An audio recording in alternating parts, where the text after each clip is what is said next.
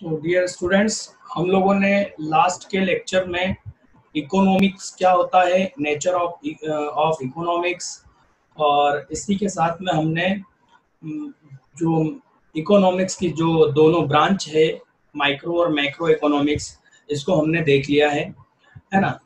इनको सिर्फ इंट्रो देखा है हमने, इनको डिटेल में हम अभी देखेंगे। ठीक है, तो सबसे पहले इन दोनों के बीच में डिफरेंस को देख लेते हैं। बहुत ही ज्यादा आईएमपी क्वेश्चन है, ठीक है, एमपी बोर्ड में बहुत ज्यादा आईएमपी क्वेश्चन है। डिफरेंस ये बिल्कुल आपको समझने के साथ साथ वर्ड टू वर्ड इसको याद कर लेना, ठीक है। और बहुत ही इजी मैंने पॉइंट्स लिए हैं, है ना, ताकि आपको इजी याद हो जाए इजीली, ठीक है। तो सबसे पहले तो मीनिंग हो गया, राइट। अब इसी मीनिंग को आप कभी किसी भी आंसर में लिख सकते हैं, है ना, यदि पूछे माइक्रो इकोनॉमिक्स क्या है। देखिए, एक सबसे बढ़िया तरीका मैं बताऊं, यदि आपसे कोई पूछता है कि माइक्रो इकोनॉमिक्स क्या है 2-4 नंबर में, तो उसका बेस्ट तरीका है आप क्या करो कि ये जो माइक्रो इकोनॉमिक्स का ये जो पूरा है ना, मीनिंग, अजम्पशन, नेचर, स्कोप, नॉन एज, ये सारी एक साथ बात लिख दी तो ये 3 नंबर का आंसर आपका हो जाएगा। Same as it is macro के लिए भी यही होगा, है ना। तो बेस्ट है आप इस डिफरेंस को याद रखो। यदि माइक्रो पूछे सिर्फ तो ये पूरा लिख दो, मैक्रो पूछे तो ये लिख दो, राइट। और इसके आगे तो कैरेक्टरिस्टिक वगैरह सब है, ठीक है। चलिए स्टार्ट करते हैं। मीनिंग, तो हमने जैसे कि कल देखा था कि माइक्रो का मीनिंग क्या है। माइक्रो का मीनिंग एक्चुअल में ये है कि ये वो ब्रांच है जहां पर हम इकोनॉमिक्स के इंडिविजुअल वेरिएबल्स को क्या करते हैं, स्टडी करते हैं, ठीक है। तो ये वही है। देखिए, it is the that branch of economy which is study individual economic variable, है ना। हमने एक एक सिंगल को क्या नाम दिया था, इकोनॉमिक वेरिएबल। तो जैसे कि डिमांड, है ना, डिमांड यहाँ पर कॉमा आएगा, डिमांड, सप्लाई, प्राइस। किसी एक प्रोडक्ट की, किसी एक कमोडिटी की उसकी डिमांड कैसे होगी, उसकी सप्लाई कैसे होगी, क्या उसका इफेक्ट पड़ता है, उसकी प्राइस क्या होगी, ये जो जब हम डिसाइड करते हैं तब हम किस में पढ़ रहे हैं, माइक्रो में। तो मैक्रो में क्या हो गया, मैक्रो में एग्रीगेट है, right. That is the branch of economics which is studies aggregate economic variable. मतलब ये जो भी जितने भी इकोनॉमिक वेरिएबल है, राइट, उनका क्या करते हैं, उनका एग्रीगेट में स्टडी करते हैं। मतलब एक प्रोडक्ट नहीं, सारे प्रोडक्ट जितने भी इकोनॉमी में है ना। अब एक क्वेश्चन मैं आपको बताता हूं जो कि टेक्निकल सीबीएसई में पूछा जाता है। हम जैसे जैसे आप पढ़ते जाएंगे ना, तो आप बार बार देखेंगे कि मैक्रो में एग्रीगेट एग्रीगेट वर्ड यूज किया गया है। और ऑब्जेक्टिव में एक क्वेश्चन पूछ लिया जाता है, ट्रू और फॉल्स में, कि मैक्रो में एग्रीगेट यूज नहीं होता। क्या आप लोग इसका आंसर दे सकते हैं कि मैक्रो में एग्रीगेट यूज नहीं होता, हाँ या ना, मतलब ट्रू और फॉल्स। तो जरा सोचिए। देखिए, मैक्रो में राइट, मैक्रो में क्या होता है कि हम हर प्रोडक्ट, मार्केट में जो भी प्रोडक्ट है, इन सब की सप्लाई, डिमांड, मतलब ये हम ये कह सकते हैं कि सॉरी, मैंने इस मार्कर की डिमांड करी, है ना, मैंने दुकान पे जाकर मार्केट में इसकी डिमांड करी। अब खरगोन में जितने भी लोग हैं जिन्होंने इसकी डिमांड करी, उन सारी डिमांड को यदि हम एग्रीगेट कर देंगे, जोड़ देंगे, तो वो क्या हो जाएगा, इसमें होगा वो, ये क्वेश्चन है, ठीक है। चलिए मैं ही आंसर दे रहा हूं क्योंकि आप लोगों को टाइम लगेगा।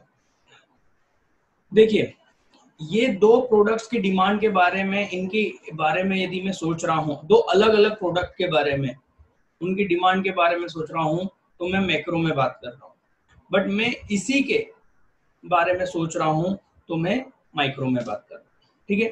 तो मैक्रो में एग्रीगेट सबका टोटल लिया जाता है, और माइक्रो में इंडिविजुअल एक ही चीज का टोटल लिया जाता है। इसका जितना डिमांड होगा उसमें भी एग्रीगेट है, माइक्रो में एग्रीगेट होता है, बट बहुत छोटे लेवल पे एग्रीगेट होता है, और मैक्रो में बड़े लेवल पर एग्रीगेट होता है। जो एग्रीगेट का जो टर्म यूज किया जाएगा वो मैक्रो के लिए किया जाता है। जैसे मान लो मैं एक इंडस्ट्रीज की बात कर रहा हूँ, ऑटोमोबाइल इंडस्ट्रीज की, उसमें डिमांड की बात कर रहा हूँ, तो क्या मैं किसी एक कंपनी की बात कर रहा हूँ? उसमें जितनी भी ऑटोमोबाइल इंडस्ट्री में जितनी भी कंपनियां आती हैं उन सब की डिमांड की बात कर रहा हूँ, तो उसमें भी तो एग्रीगेट हो रहा है। बट क्योंकि हम एक इंडिविजुअल इंडस्ट्री की स्टडी कर रहे हैं, इसलिए हम कहेंगे कि वो क्या है, माइक्रो इकोनॉमिक्स है। तो माइक्रो इकोनॉमिक्स में भी एग्रीगेट होता है। ये मैंने एक्स्ट्रा नॉलेज दिया है, समझ में आया तो अच्छी बात, नहीं समझ में आया तो इग्नोर, क्योंकि एमपी बोर्ड के हिसाब से इतना खास नहीं है वो। तो मैक्रो इकोनॉमिक्स में क्या है, एग्रीगेट्स है, एग्रीगेट डिमांड, एग्रीगेट सप्लाई, ठीक है। अजम्पशन क्या है, it is based on assumption of full employment. आपको मैंने शुरू में ही बता दिया है, आगे के पहले के लेक्चर में हम लोग बात कर चुके हैं कि इकोनॉमिक्स में बहुत सारे अजम्पशन लेके चलना पड़ेगा, उसके बिना हम स्टडी नहीं कर पाएंगे, ठीक है। तो माइक्रो इकोनॉमिक्स में हमको एक हमेशा एक जिसको बोलते हैं हम बैकग्राउंड, राइट। तो ये बैकग्राउंड में हमको एक अजम्पशन लेके चलना पड़ेगा, और वो ये है कि हम ये मानेंगे कि हमारी इकोनॉमी में सबको एम्प्लॉयमेंट है, कोई भी अनएम्प्लॉयड नहीं है, राइट। तब जाके हम उस चीज की स्टडी कर पाएंगे। ये हर थ्योरी में ये अजम्पशन माना जाता है माइक्रो में कि फुल एम्प्लॉयमेंट, सभी को एम्प्लॉयमेंट मिला है, ठीक। इधर it is based on assumption of under full employment of resources।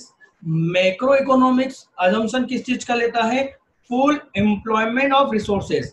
ये बोलता है कि हमारे पास जितने भी रिसोर्सेज हैं हम उनको पूरा यूज करते हुए चल रहे हैं, कोई भी वैकेंट रिसोर्सेज नहीं है। अब फुल एम्प्लॉयमेंट ऑफ रिसोर्सेज का मतलब समझो। मान लो आपके पास में ये मार्कर बनाने की एक मशीन है, राइट। और ये मशीन कितना प्रोडक्शन कर सकती है, 10 घंटे में 10 घंटे में ये 1000 मार्कर बना सकती है, ठीक। बट आप इसको कितने घंटे यूज कर रहे हो, केवल 8 घंटे। क्यों? क्योंकि आपके पास में इससे ज्यादा की डिमांड नहीं है, तो आप सप्लाई भी नहीं कर रहे हो, ठीक। तो इसको क्या बोलेंगे, अंडर यूटिलाइजेशन ऑफ रिसोर्सेज। मतलब ये मशीन 10 घंटे चल सकती है, पर आप इसको कितने घंटे ही चला रहे हैं, 8 घंटे, क्योंकि आपके पास में पूरा काम नहीं है। तो अंडर का मतलब क्लियर हुआ, 2 घंटे हम जब कम चला रहे हैं उसकी कैपेसिटी से, तो हम उसको बोलेंगे अंडर। और फुल यूटिलाइजेशन का मतलब कितना है कि 10 घंटे हम यदि इसको 24 घंटे में चला सकते हैं मशीन को, ये इसकी कैपेसिटी है मशीन की, और हम 10 घंटे उसको पूरा चला रहे हैं, तो ये क्या हो जाएगा, फुल एम्प्लॉयमेंट ऑफ रिसोर्सेज, ठीक है। इसके बाद में है नेचर। तो माइक्रो इकोनॉमिक्स का नेचर कैसा है, कंपेरेटिवली इजी। किसके, मैक्रो के कंपैरिजन में हम देखेंगे तो ये कैसा है, बहुत इजी है, क्योंकि एक इंडिविजुअल के बारे में हमको बात करना है ना। इसके मुकाबले इजी है, इजी नहीं है, इसके मैक्रो के मुकाबले में इजी है। Second, complex. मैक्रो क्या है, इसका नेचर कैसा है, कॉम्प्लेक्स, बहुत जटिल है ना, बहुत कंफ्यूजन है। क्यों? क्योंकि हमको सब चीजों के बारे में एक साथ सोचना होता है, तो सारे चीजों का इफेक्ट एक साथ निकालना बहुत मुश्किल हो जाता है, इसलिए यहाँ पर ये क्या हो जाता है, कॉम्प्लेक्स, एग्रीगेट निकालना होता है, ठीक है। नेक्स्ट, ये 5 नंबर में क्वेश्चन आता है, ठीक है। तो 5 पॉइंट तो लिखना पड़ेंगे, और आपके पास में जो भी बुक अवेलेबल हो, मान लो कोई सी भी होगी, उसमें 1-2 पॉइंट और होंगे, वो और कर लेना, तो 6 पॉइंट याद करके जाना कम से कम। मैंने 5 दिए हैं। स्कोप मतलब ये कहाँ यूज होता है ना। बच्चे याद तो कर लेते हैं स्कोप, और उनको यही नहीं मालूम है कि स्कोप क्या है। क्वेश्चन ये पूछ लेता है कि माइक्रो इकोनॉमिक्स का यूजेस बताओ, यूज बताओ, तो वो एक्चुअल में क्या पूछ रहा है, स्कोप पूछ रहा है कि वो कहाँ यूज होता है, कैसा है, right. It has a narrow scope, मतलब इसका जो यूज है वो बहुत छोटा है ना, ज्यादा इसकी यूटिलिटी नहीं है, ऐसा ये बोल रहा है। कंपैरिजन में किसके, मैक्रो के, याद रखना, मैक्रो के कंपैरिजन में बोल रहा है। And individual person and individual market, मतलब ये किसी छोटे एरिया पे काम करता है, एक इंडिविजुअल पर्सन पे काम करता है, या एक इंडिविजुअल मार्केट पर, ठीक है। और भी बहुत सारे एग्जांपल है जो हमने इसको पढ़ते समय देखे हैं, ठीक है। इंडिविजुअल फॉर्म, इंडिविजुअल इंडस्ट्री, ठीक। इधर मैक्रो में हम यदि कहेंगे तो कहेंगे it is a very wide scope, it has very wide scope, इसका बहुत बड़ा क्षेत्र है क्योंकि पूरी कंट्री को ये एज अ होल इकोनॉमी को कंट्री को एनालिस करता है, इसलिए इसका जो एरिया है वो मतलब स्कोप जो है वो बड़ा है। नोन एज, इसको किस नाम से जाना जाता है, it also known as price theory, micro economics को प्राइस थ्योरी के नाम से भी जाना जा सकता है। आप याद रखें ऑब्जेक्टिव बन सकता है, ठीक है, ये दोनों के ऑब्जेक्टिव बन सकते हैं, ठीक है, और ये भी बन सकता है। अच्छा मैं आप लोगों को बताऊं, आज कल जो मैथ अकाउंट का पेपर हुआ, बहुत बहुत इजी पेपर था 12th का, और जिन्होंने पढ़ा उनके लिए बहुत इजी था, और जिन लोगों ने स्टडी नहीं करी उनके लिए टफ था। मैक्सिमम मेरे स्टूडेंट ऐसे रहे हैं जिन्होंने 15 मिनट पहले अकाउंट का पूरा पेपर कंप्लीट कर लिया, क्योंकि उनकी अच्छी प्रैक्टिस थी, उन्होंने अच्छा स्टडी कर रखा था और उन्हें पेपर बहुत इजी लगा। तो यदि हम पढ़ते हैं तो सब कुछ इजी होता है, और एमपी बोर्ड बहुत इजी, मैं शुरू से आपको बोलते आ रहा हूँ एमपी बोर्ड बहुत इजी है, बस थोड़ा सा पढ़ने की जरूरत है, थोड़ा कंटिन्यूटी में पढ़ने की जरूरत है, ठीक है, बट हमें पढ़ना है नॉलेज के लिए, ये ध्यान रखें, ठीक है, हम लोग नॉलेज के लिए पढ़ रहे हैं। It is also known as income and employment theory, income and employment theory, क्योंकि इसमें इनकम और एम्प्लॉयमेंट के लिए एनालिसिस किया जाता है, इसलिए इसका नाम, ठीक है। तो यहाँ पर हमने डिफरेंस क्लियर करा है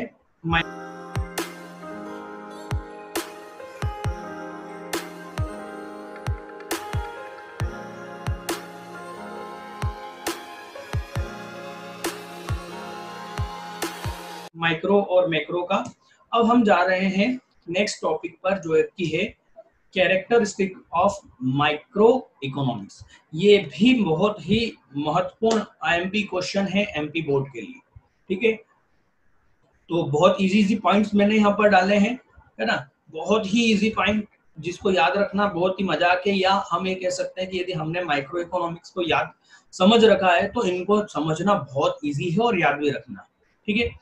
तो कैरेक्टरिस्टिक का पहले में भी मतलब मैं समझा चुका हूं कि कैरेक्टरिस्टिक का मतलब क्या होता है। कैरेक्टरिस्टिक का मतलब होता है उस चीज को पहचानने का तरीका, है ना, कि भैया एक व्हाइट बोर्ड मार्कर कैसा होगा, तो व्हाइट बोर्ड मार्कर ऐसा होगा कि जिसकी व्हाइट बोर्ड पे लिखा हुआ हम उसको मिटा सकते हैं कभी भी, राइट, ये किसका क्या हो गया, कैरेक्टरिस्टिक हो गया।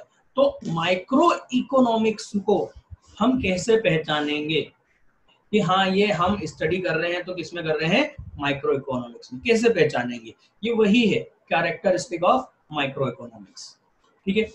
तो सबसे पहला है study of individual unit, economic unit. मैं आपको बता दूं पूरे पांचों पॉइंट में ये बार बार एक ही बात बोलेगा, है ना, एक ही चीज लिखना है, individual unit small, individual small, बस यही, इसके आसपास ही पूरा कैरेक्टरिस्टिक इसके कंप्लीट हो जाएंगे, ठीक है। तो study of individual economic unit, इसको हमने अभी समझा है, डिफरेंस में अच्छे से समझा है, राइट, ये यही का यही यहाँ पर आपको लिखना है कि इसमें जो वेरियस फैक्टर्स हैं, जैसे कि इंडिविजुअल इनकम, प्रोडक्शन, ये सब इंडिविजुअल है ना, consumption, explain with the help of micro economics. कुछ भी नहीं है पॉइंट में, दम ही नहीं है, एक्सप्लेन करने लायक अब कुछ भी नहीं है इसमें। Second, study of micro variable.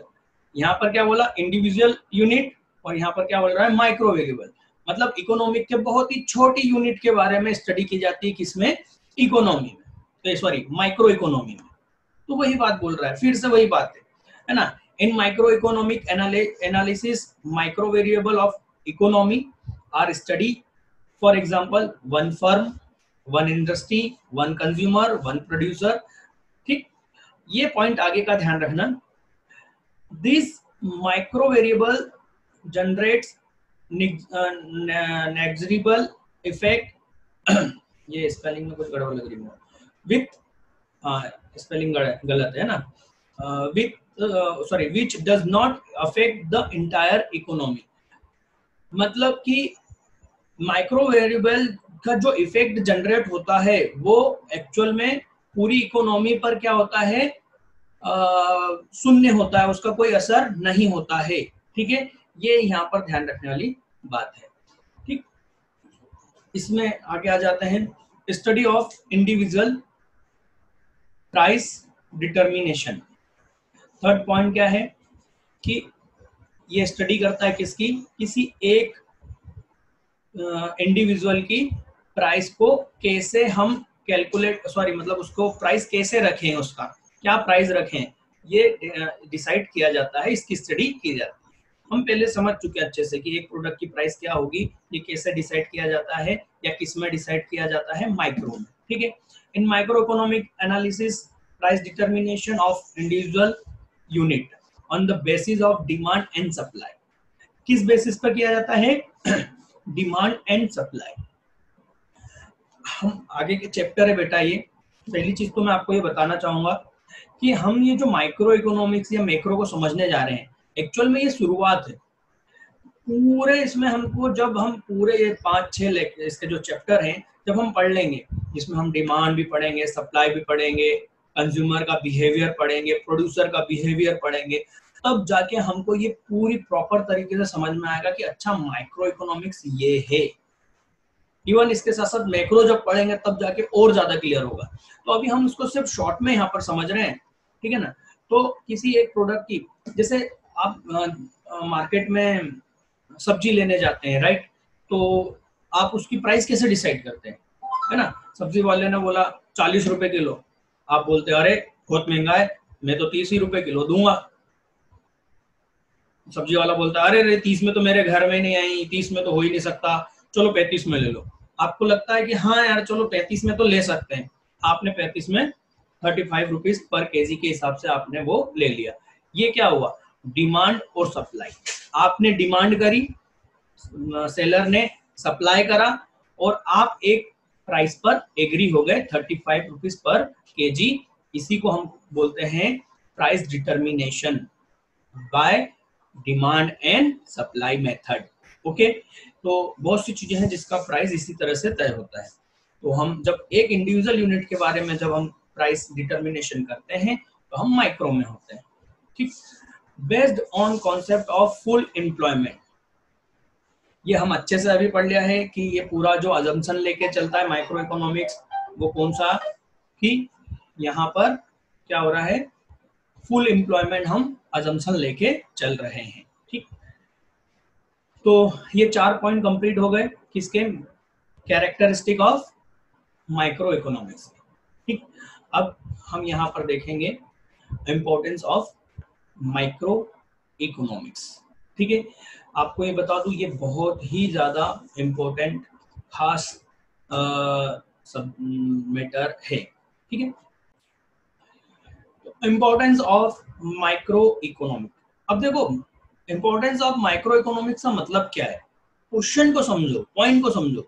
वो ये बोलने चाह रहे हैं कि आपको इससे फायदा क्या है, राइट। तो हम बस उसके बेनिफिट काउंट कर देंगे। ठीक है, तो सबसे पहला क्या है, essential for the knowledge of whole economy. देखो अभी आपने देखा कि गवर्नमेंट ने 20 लाख करोड़ का क्या करा है, इकोनॉमी की प्लानिंग करी है कि इस तरह से इन्वेस्टमेंट किया जाएगा। एक्चुअल में इस प्लानिंग में ऊपर तौर से प्लानिंग नहीं होती, ये एक इंडिविजुअल को सोच के होती है कि हम मजदूरों को 500 रुपए पर डे के हिसाब से क्या देंगे, उनको काम दिलाएंगे। वो चाहे काम क्या हो, भले से खड्डे खोदने का काम हो, है ना, उनको काम देना जरूरी है और उनको 500 रुपए पर डे देना जरूरी है। क्यों 500 रुपए पर डे देना जरूरी है, क्योंकि 300 रुपए का तो उसका डेली का खाने का खर्चा है, ये खर्चा है, वो खर्चा है ना। इसे 500 नहीं है, 230 रुपए है शायद, या 280 रुपए, पर 500 रुपए का लेके मैं बता रहा हूँ। ठीक है, तो ये एनालिसिस कैसे करा कि इतने करोड़ रुपए का पैकेज बना। इन्होंने क्या करा, एक इंडिविजुअल, एक मजदूर पर वर्किंग करी कि एक मजदूर के साथ उसको कितने पैसों की जरूरत है। इस तरह से उन्होंने क्या करा कि टोटल मजदूरों पर कितना इसका असर होगा।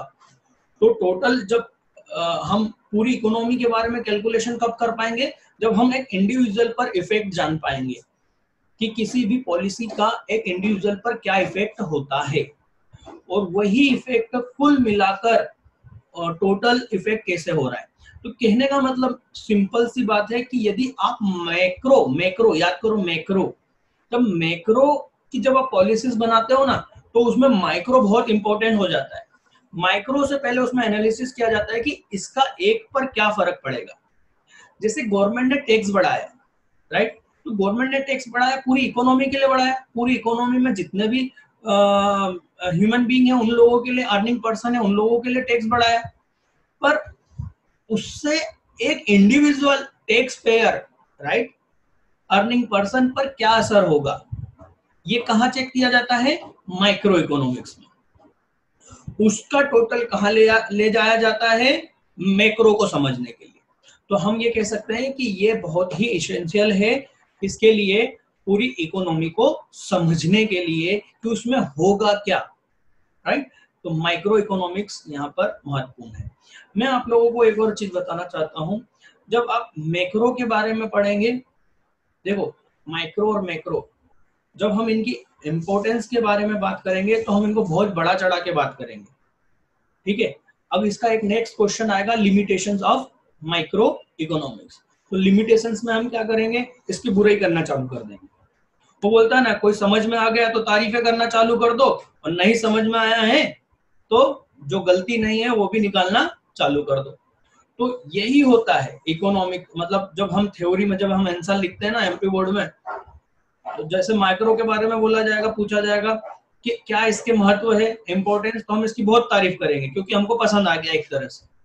और यदि इसकी लिमिटेशंस की बात करी जाएगी, इसकी कमजोरी की बात की जाएगी, तो हम क्या करेंगे, इसकी इतनी बुराई करेंगे, आप भी खुद बोलोगे सर अभी तो अपन 2 मिनट पहले इसकी बहुत तारीफ कर रहे थे, अभी इसकी बुराई करने चालू कर दी। क्या करें, लिखना है, थ्योरी है, ठीक है। तो यहाँ पर हम सर टोटल इसके कितने क्वेश्चन आएंगे इसमें, तो the sum of individual demand, individual production etc make the aggregate demand and combined supply, right. ये एक एक करके क्या करते हैं, एग्रीगेट डिमांड को बनाते हैं, ठीक। और ये एग्रीगेट किस चीज को समझने में काम आता है, पूरी इकोनॉमी को समझने में काम आता है, ठीक। आगे देखते हैं next, helpful in solving economic problem. फिर से वही बात करनी है, ठीक है, फिर से वही बातें करनी है कि ये इकोनॉमिक की बहुत सारी प्रॉब्लम को, 2 बड़ी प्रॉब्लम को सॉल्व करने में मदद करता है।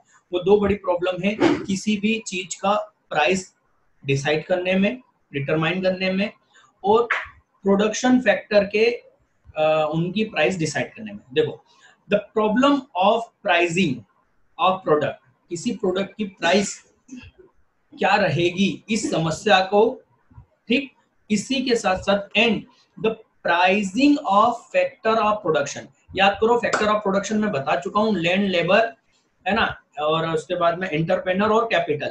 ये 4 फैक्टर होते हैं प्रोडक्शन के, इनकी प्राइस क्या होगी, मतलब रेंट कितना देना है, लेबर को वेजेस कितनी देनी है, कैपिटल पे इंटरेस्ट किस रेट से देना है, और जो एंटरप्रेन्योर है वो प्रॉफिट कितना चाहता है, बिजनेसमैन अपने बिजनेस से प्रॉफिट कितना चाहता है। ये सब डिसाइड जो होता है, ये जो प्रॉब्लम है मेन इकोनॉमिक प्रॉब्लम, ये कहाँ डिसाइड होती है, ये डिसाइड होती है माइक्रो इकोनॉमिक्स से, ठीक है। यहाँ पर वही बात लिखी हुई है।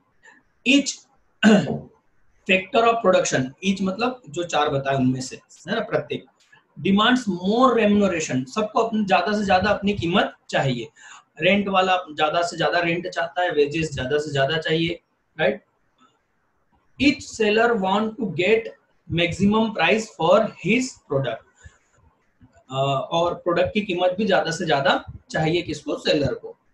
What price should be paid at what price the problem should be solved, the problem should be solved at all these problem are studied in microeconomics। तो इस तरह की ये जो सारी प्रॉब्लम है किसमें स्टडी की जाती है, माइक्रो इकोनॉमिक्स में, ठीक है। इसके बाद में जो थर्ड पॉइंट है, तो helpful in determining the economic policy. मैंने अभी बताया, अभी एग्जांपल दिया था कि गवर्नमेंट यदि कोई सी पॉलिसी बनाती है तो वो पूरी इकोनॉमी के लिए बनाती है, बट इकोनॉमी के लिए पूरी बनाने के लिए पहले उसको माइक्रो लेवल पे चेक करना पड़ता है कि इस पूरी तो पॉलिसी का एक इंडिविजुअल पर्सन, एक इंडिविजुअल प्रोड्यूसर पर इसका क्या इफेक्ट पड़ेगा। जैसे मैं आपको बताता हूं कि जैसे अभी मैंने आपको बताया था टैक्स बढ़ाने से, यदि हम टैक्स बढ़ा देंगे, समझना 100 रुपए कोई कमा रहा है और अभी हमारे टैक्स रेट क्या चल रहा है, मैक्सिमम 30% का, तो 100 रुपए में से 30 रुपए गवर्नमेंट को देने होते हैं। अब जरा सोचिए कि यदि इसको 60% कर दिया जाए, 100 रुपए में से 60 रुपए किसको दे दिए जाए, गवर्नमेंट यदि ले ले, तब क्या होगा, तब जो व्यक्ति जो अर्निंग कर रहा है वो अपने लग्जरियस एक्सपेंसेस को कम कर देगा, क्योंकि उसके पास में यूज का पैसा कितना बचा है, 100 में से केवल 40 रुपए ही उसके पास बच रहे हैं। तो सेविंग क्या हो जाएगी, घट जाएगी इकोनॉमी में, लोन महंगे हो जाएंगे, राइट। तो इस तरीके से इसका इफेक्ट पड़ता है। हम पूरे इकोनॉमिक्स में यही पढ़ेंगे कि कहाँ कैसे क्या किस चीज का असर होता है, अब बहुत अच्छे से पढ़ेंगे। मेरा वादा है आप लोगों से कि जब आप ये पूरा सिलेबस मेरे से पढ़ लोगे, आप जब भी न्यूज देखोगे और जब भी इकोनॉमिक्स की कुछ ना कुछ बात होगी, आप इतना अच्छा समझ जाओगे उस बात को, इवन आप लोग अपने फैमिली में एक्सप्लेन कर दोगे कि देखो ये ऐसा होता है, हो रहा है, मेरे स्टूडेंट्स करते हैं, राइट। चलिए, helpful in determining the economic policy. The economic policies of government are studied in micro economics. जो इकोनॉमिक पॉलिसीज गवर्नमेंट बनाती है उसको वो माइक्रो लेवल पे पहले स्टडी करती है, फिर उसका असर देखा जाता है कि किस तरह से होगा, ठीक है। To know as how they influence the functioning of individual unit, अभी बताया कि एक व्यक्ति पर कैसे असर होगा ये देखने के लिए, ठीक। Investigation of condition of economic welfare. Economic welfare का मतलब क्या हुआ, इकोनॉमिक वेलफेयर का मतलब है, देखिए कि कोई भी कंट्री में जो गवर्नमेंट जब होती है वो मैक्सिमम प्रॉफिट के लिए नहीं, वो मैक्सिमम इकोनॉमिक वेलफेयर के लिए काम करती है ना। उस गवर्नमेंट प्रॉफिट अर्न नहीं करती, गवर्नमेंट वेलफेयर क्रिएट करती है पूरी इकोनॉमी में। तो गवर्नमेंट को ये इन्वेस्टिगेशन करना होता है कि हमने जो योजना बनाई, ये ऊपर वाला पॉइंट उसी का रिफ्लेक्शन है, ये है ना, ये ऊपर वाले पॉइंट का ही रिफ्लेक्शन है कि हमने जो गवर्नमेंट जो पॉलिसी बनाई उसका क्या असर हुआ, उससे एक इंडिविजुअल पर, उसकी लाइफ स्टाइल पर क्या असर हुआ, यही देखा जाता है किसके जरिए, माइक्रो इकोनॉमिक्स के जरिए। पॉलिसी बनाने के लिए भी, तो पॉलिसी का क्या इम्पैक्ट हुआ वो चेक करने के लिए भी माइक्रो इकोनॉमिक्स में स्टडी की जाती है, ठीक है। The study of micro economic also reveal the effect of public expenditure, मतलब लोग कैसे खर्चा, पब्लिक एक्सपेंडिचर का एक्चुअल में होता है, मतलब होता है गवर्नमेंट खर्चे। गवर्नमेंट जब खर्चे करती है तो उसको पब्लिक एक्सपेंडिचर बोला जाता है। एंड पब्लिक रेवेन्यू, मतलब गवर्नमेंट की या पूरे जनता की इनकम कैसी है, इंडिविजुअल कंजम्पशन कैसा है, एक व्यक्ति कंजम्पशन कर रहा है, कितना कर रहा है, उसकी लाइफ स्टाइल कैसी है, राइट, ये सारी चीजें आगे देखेंगे इसको। फिफ्थ पॉइंट कंप्लीट हो रहा है यहाँ पर, helpful in decision making for individual unit. चूंकि आप देखेंगे कि आपने ये सारे पॉइंट देखे, ये सब इंडिविजुअल यहाँ पर हम पॉलिसी बना रहे हैं, यहाँ पर हम उसका रिफ्लेक्शन देख रहे हैं, राइट। तो फिफ्थ पॉइंट क्या हो गया, फिफ्थ पॉइंट उसी से रिलेटेड हो गया कि इंडिविजुअल जो भी यूनिट है उसके बारे में डिसीजन लेने में हेल्प करता है। अभी ही हमने इस बारे में सारी बात करी। जैसे एक एग्जांपल दूंगा, 2 साल पहले की बात है या 2 या 3 साल पहले की बात, मैंने न्यूज में सुना था कि जो चाइना से जो टायर आ रहे हैं, हम जो गाड़ी में जो टायर लगाते हैं ना, वो तो चाइना की जो कंपनियां हैं इंडिया में बहुत सस्ते दामों पे टायर प्रेजेंट कर रहे हैं, जिस वजह से इंडिया की जो टायर कंपनियां हैं उनको लॉस हो रहा है, क्योंकि वो इतना सस्ते में प्रोड्यूस नहीं कर सकते और नहीं बेच सकते हैं। तो गवर्नमेंट ने क्या पॉलिसी बनाई, उस पर एंटी डंप एक्साइज लगा दी, एंटी डंप टैक्स लगा दिया। किस पर, चाइना के जो प्रोडक्ट्स मार्केट में, इंडिया के मार्केट में जो सस्ते बिक रहे थे। उससे क्या हुआ, उससे जैसे मान लो एक टायर वो 600 रुपए में इंडिया में मार्केट में बेच रहे थे, तो उनपे 400 रुपए का क्या लगा दिया, टैक्स लगा दिया। अब उनके टायर की कीमत और हमारे इंडिया में प्रोड्यूस टायर की कीमत दोनों की बराबर हो गई, तो वो कैसे करा, वो कैसे पता लगाया कि हमारी इंडिया में हमारी हाँ, जो टायर कंपनी है उनकी हालत खराब है, माइक्रो इकोनॉमिक्स में स्टडी करके ही वो पता लगाया जा सका। और फिर कितना उस पे टैक्स बढ़ाया जाए, माइक्रो इकोनॉमिक्स, राइट। तो ये डिसीजन लेने में हेल्प करता है किसी इंडिविजुअल यूनिट के बारे में, ठीक। तो यहाँ पर हमने कंप्लीट करा है importance of micro economics and characteristic, right. अब इसके बचते हैं लिमिटेशन, जो कि हम नेक्स्ट लेक्चर में देखेंगे, और साथ में ही हम देखेंगे मैक्रो के कैरेक्टरिस्टिक और माइक्रो के कैरेक्टरिस्टिक, सॉरी मैक्रो के कैरेक्टरिस्टिक और इंपॉर्टेंस ऑफ मैक्रो इकोनॉमिक्स, ठीक है। ये हमारा लास्ट का लेक्चर रहेगा। हालांकि इसमें और भी चीजें हैं इस चैप्टर में, मैं देखता हूं कि वो जरूरी है या नहीं। वैसे जरूरी तो है, पर नॉलेज के लिए बहुत जरूरी है, और देखेंगे हम उसको भी कवर करेंगे, ठीक है। तो आज के लिए इतना ही है, हम फिर मिलेंगे नेक्स्ट लेक्चर में।